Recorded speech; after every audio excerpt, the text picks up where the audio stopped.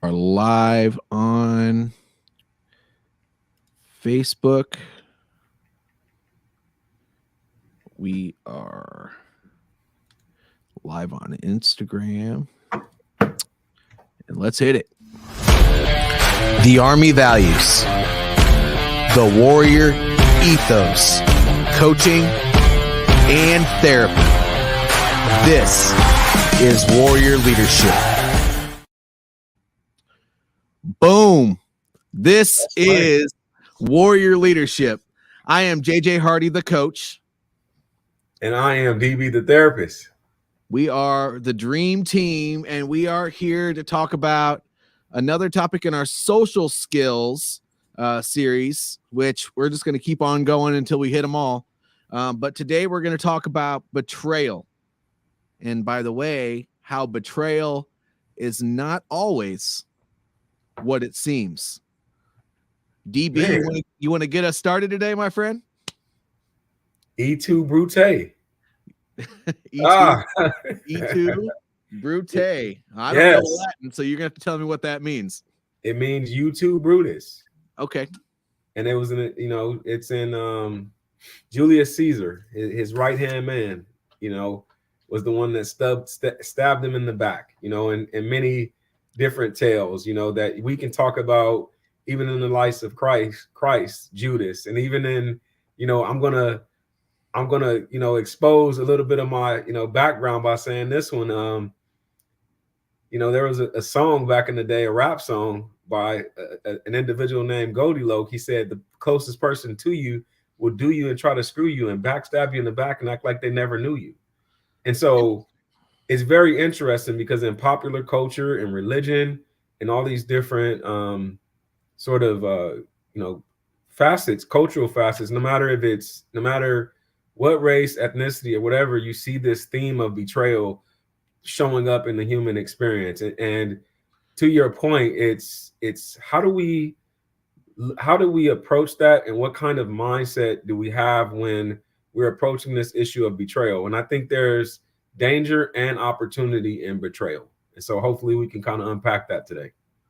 I agree, but a lot of that is superficial too. So now I want to make sure I put a little note out before I say what I'm about to say. But sometimes betrayal is based on survival.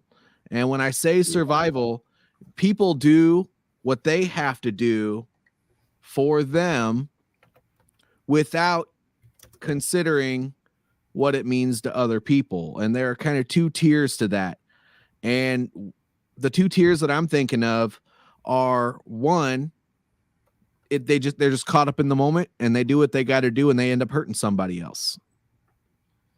On the other side of that, there's that person that is so selfish that they don't actually care about others and they do things, whether it's whether it's intentionally to betray someone, or maybe it's not intentionally to betray somebody, but they're just doing it for their own ego, and they're just doing things and they don't really care who they hurt. Either way, what's interesting about that, and we talked about this earlier, the end result still ends up the same, and it ends up causing hurt or damage to a person or many people when it happens. Mm-hmm. Mm-hmm. And sometimes it's inadvertent. Sometimes it's not even on purpose. But yeah, let's get into to all of that. Yes. So you had something very specific that you brought up to me when we were talking earlier, and I'd kind of like to unpack what you had to say. So you want to get it started? Well, we said a lot, so when we were going back and forth on Messenger, you mentioned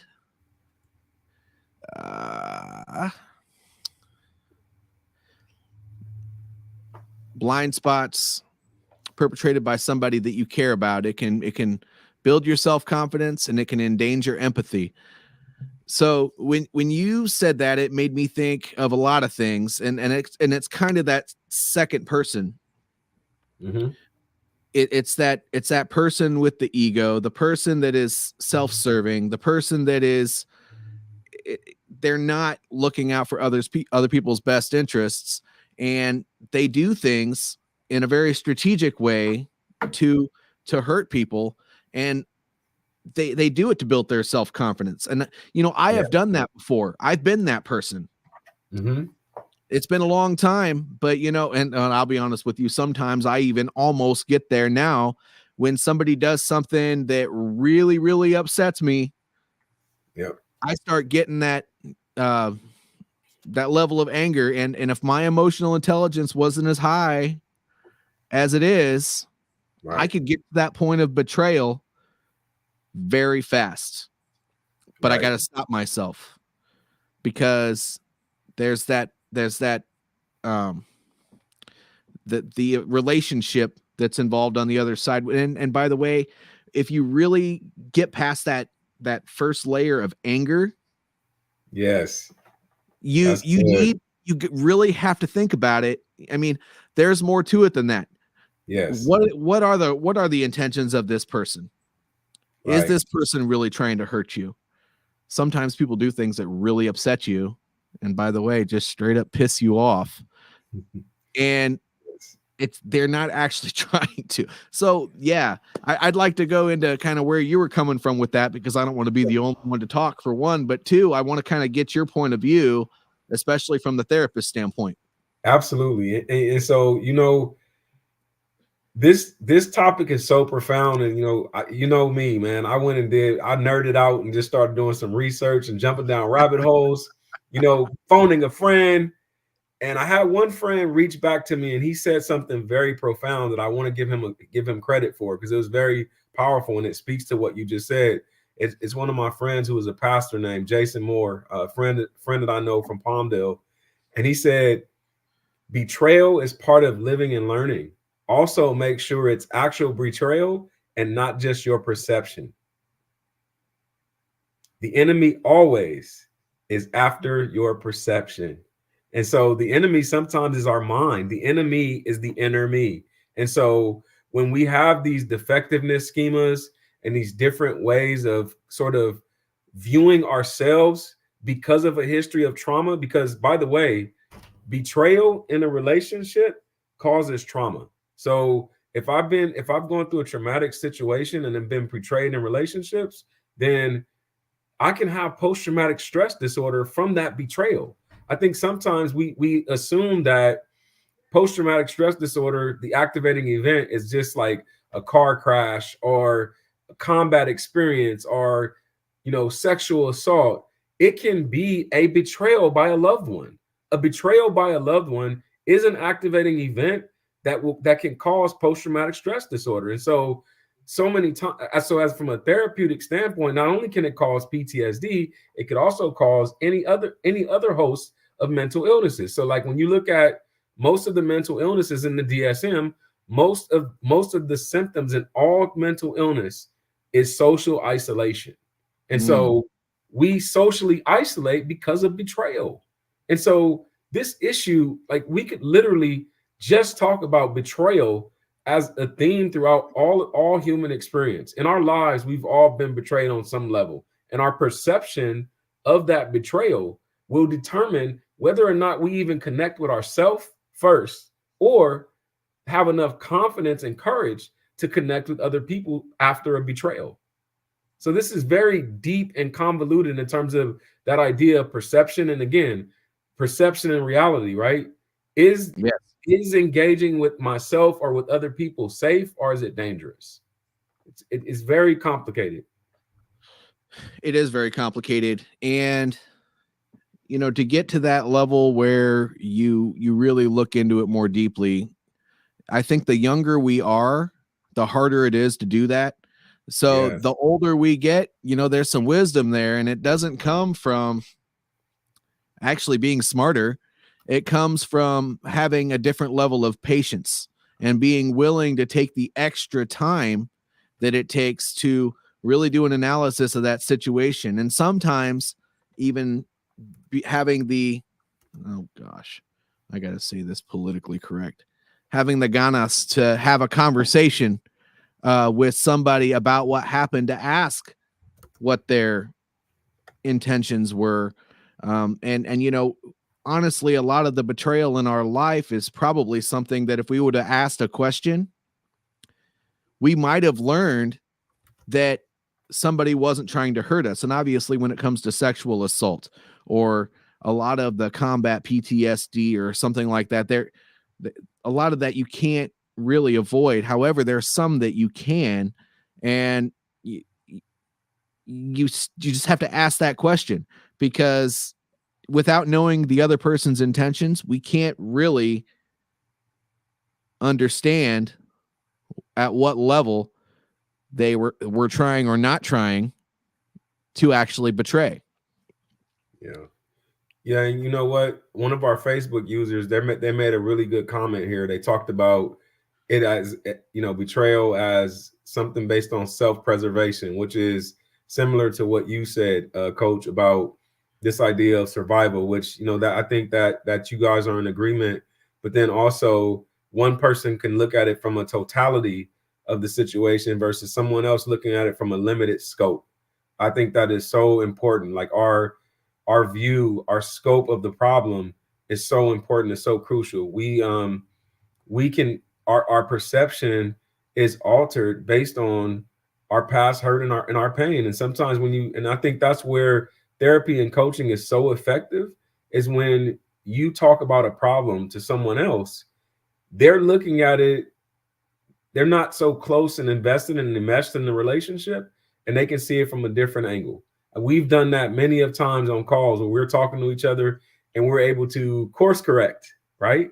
Yes. Or redirect the behavior. And I think, when we talk about this intersection between coaching and therapy, and just, I'm so glad that we live in a time now where it's more acceptable to seek coaching and therapy, because when you're so enmeshed in these relationships, you won't even realize that you're reacting to something.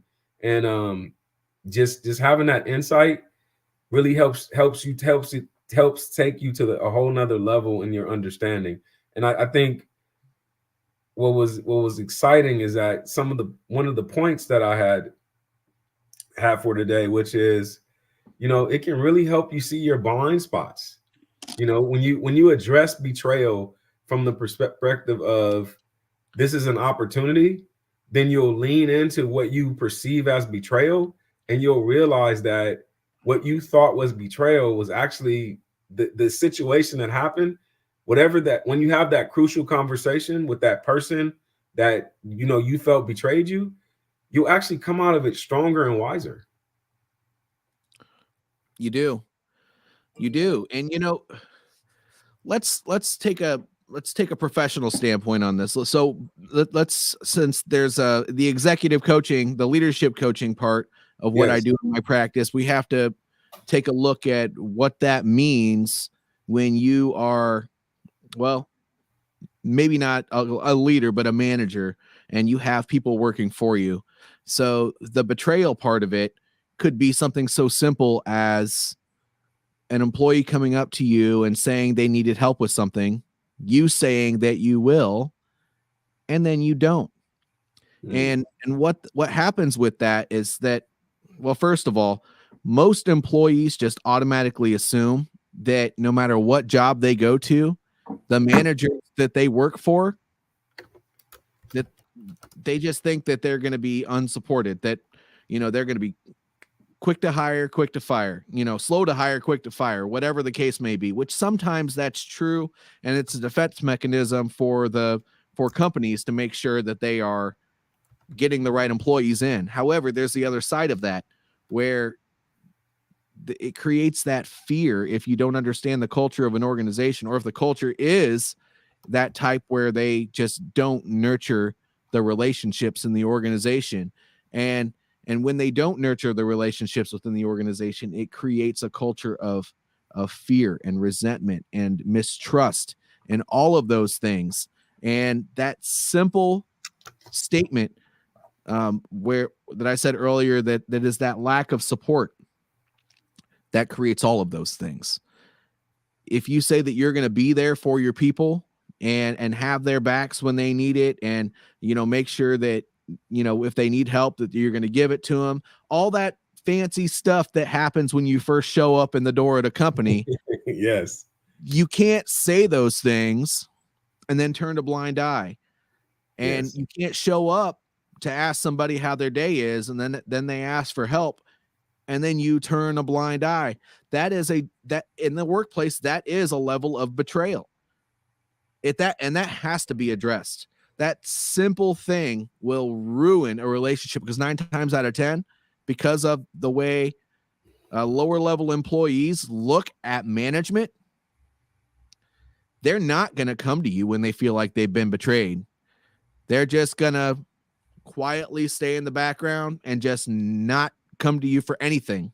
That they'll ask for your help once, and then you're kind of dead to them, and they're just going to do their job and be asked to be left alone. Wow. And that's horrible, but it's the truth. Yes. So I wanted to address that because it happens all the time. No, and that's a really good point. And from the lens of a therapist, that individual has likely grown up in a family system that was the same way. And so now because they have that boss who's essentially treating them the same way as their family of origin, then what ends up happening is now it becomes this self-fulfilling prophecy that I'm a natural born loser. Like when you think of Maslow's hierarchy of needs, like when we go to work provides a sense of purpose and meaning in life, but it also is our self-worth. Like work is a place where we go and seek validation. Like people don't just go to work for money. I mean, I think that some organizations and even in society as a whole, I think there's this idea that money is everything, but people are actually seeking to be valued from the work that they do. And so, like you said, to your point, it could be a real,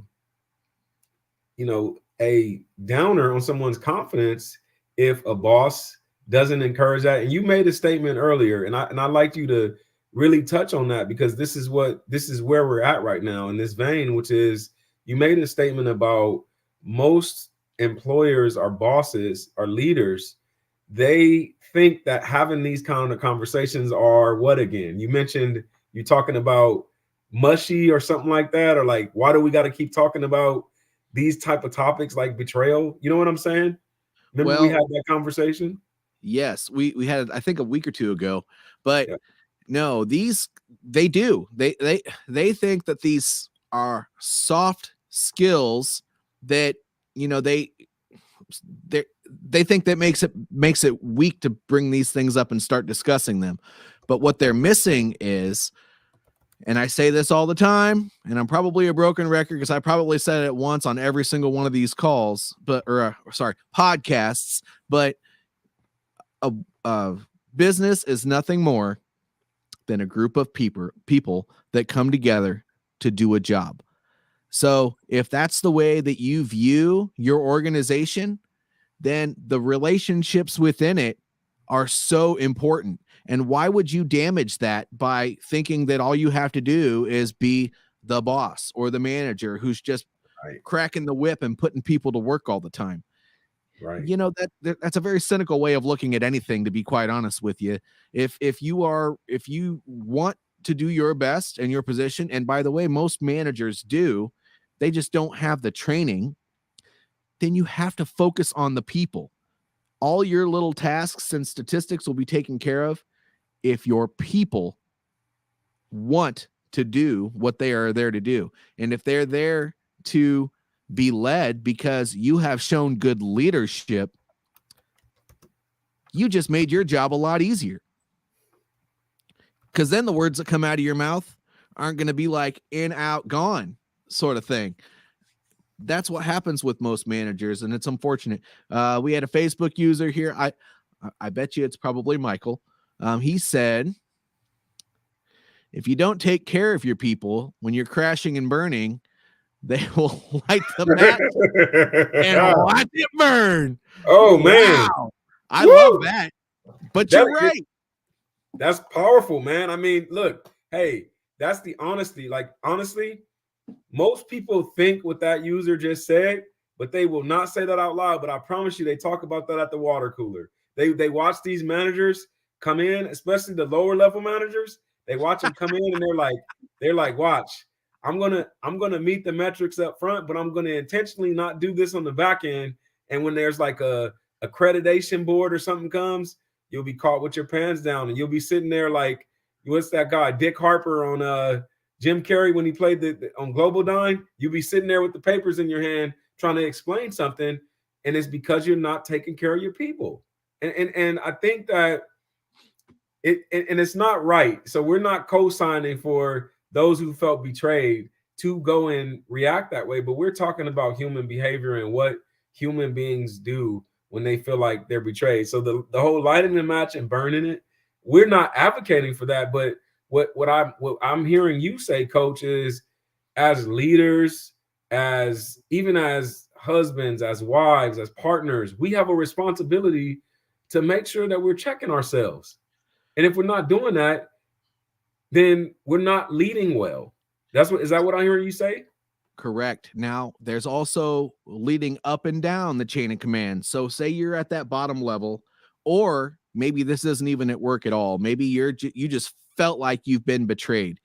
I learned the MRT competencies, which is a cognitive behavioral therapy thing, when I was in the military, and it's the ATC model. And I challenge you to use this whenever you feel like you've been betrayed, because it works very well. And this may be the first time that I'm bringing it up on one of these podcasts, but I think I need to introduce this because people should try this exercise.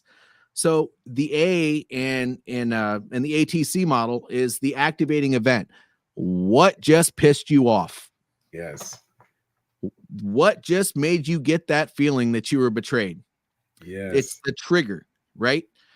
So once you identify what that is, use your emotional intelligence and stay there, and then move on to the next step, which is figuring out what thoughts are behind that. So how are you interpreting that?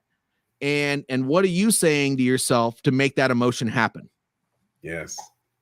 And then you take it full circle to the next step and figure out the consequences behind that. That's the C in ATC.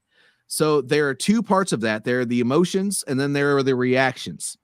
You need to figure out what emotions are there that are causing you to do, or hopefully you haven't done yet, but you're about to do as a result of that feeling.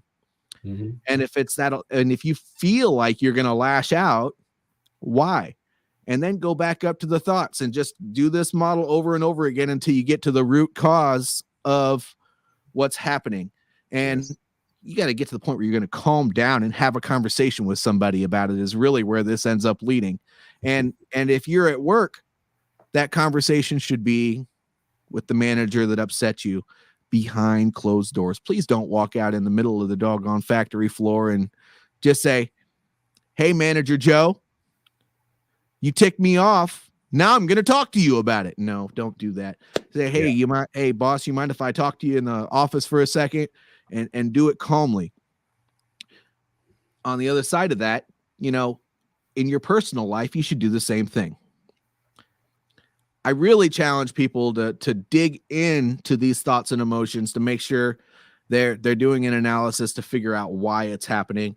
And then when you're doing this, especially when it comes to betrayal, go to the next step and figuring out if that person was actually trying to hurt you or hurt somebody that you felt like was betrayed. And oftentimes you'll probably see that it was probably not an intentional betrayal. People are just trying to do what they got to do to live and survive and thrive. And, that's like the basic instincts of every person.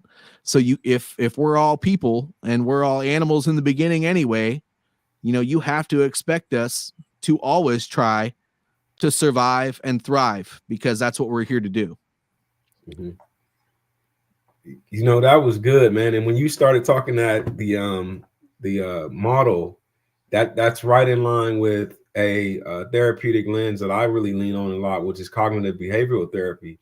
And we have a similar 5-column worksheet where it's related to identifying those immediate thoughts, after an event, understanding the emotion, and then coming up with the reframe. And when we keep talking about this bridge that we're creating between coaching and therapy, I think it's in those different frameworks where, whether it's betrayal, whether it's mistrust, whether it's whatever topic it is, we have these tools and these frameworks that we're able to work with people to help them you really discover what are those thoughts. Quite often, and I know you've experienced this, coach, where somebody will come into a session, a lot of times they won't know what the thought is. Like they've repressed so many emotions to where they no longer can even access the why they're so pissed off and mad. And so as a coach, as a therapist, we're able to help them with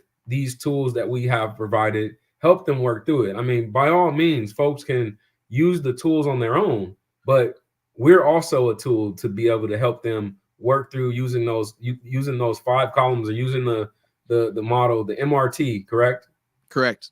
Yep. Using these models. And so I think that's where, as we begin to continue to unpack this bridge that we're creating, it's going to be very powerful to help people, not just with betrayal. I know we're talking about that today, but pretty much any condition that somebody would be going through, and what I call the human experience. The last thing I wanted to just say real quick is that betrayal can help us engender empathy. And what that means is that if our perception is right, which is what we've already been kind of talking about, if we have the right perception about the betrayal, we can then start to look at those who have literally betrayed us. Because what I don't want to do here is to make it appear that betrayal isn't real. There are some people who actually betrayed you. It's a literal betrayal, and it's not, your perception isn't off. You were actually betrayed by a person, and when you are betrayed, if you have the right perspective, then you can develop empathy for that person and look at them through the lens of their suffering. And so I think a great example of this, and I'm going to give a personal example here because it's near and dear to my heart, and I think it connects with so many people, is that when we have these tumultuous relationships with our parents, for whatever reason, we will definitely have this idea in our mind that we were betrayed based on what our parents did or did not do for us. And so for me, my life's work as a therapist is built off of that concept of having empathy for my parents over and over again, because I've chose to have a perception of them as suffering and them as hurting. It's helped me to develop empathy. Now, does that mean that I've never been angry towards them or hurt or displeased or felt mistrust? Absolutely, I have. But the reason why I have the platform that I have today as a therapist is because more often than not, I've chose to have empathy. And so because of that, it's brought that balance to my life. And even me, I still have to use those 5-column worksheets at times. Yes. I've had situations come up in my life, in my adult life, where I got into it with my mom or my dad, and they brought up some of those feelings that were laying dormant. The inner child inside got angry. He got irritable. And if I didn't go grab that 5-column, I was going to be in trouble, man. It would have been a fight. And so I think it's so important when we talk about this, and when you win those battles, then it's easier to go to work and win the battle at work. And so when we talk about a bridge between coaching and therapy, I can create a bridge to you as the therapist when I help this individual work through mommy and daddy issues. Now they're ready to work with you as the coach. I agree. And, Michael just, he added something to that again. My mother is the only person on the planet who can push my buttons, and I'm still learning empathy towards her. Aren't we all? Keep working, man. Michael. You know what? Spouses, parents, brothers, sisters, I think they can push buttons easier than anybody else. And I know we're about to wrap it up, but the one thing that I can say about this, just remember, when you are betrayed, it's an unhealthy emotion that goes along with that. And you don't want to keep that. So make sure you forgive whoever did that betrayal, and don't forgive them for the sake of forgiving what they did. Forgive them for you, so you don't keep hate in your heart, because that ends up turning into a lot more than what it needs to be. And you know, every bit of hate that you keep in your heart ends up turning into a bigger reaction to smaller things as time goes on. So make sure you do that. And plus, it's good to get the poison out, man. It's just great to get the poison out.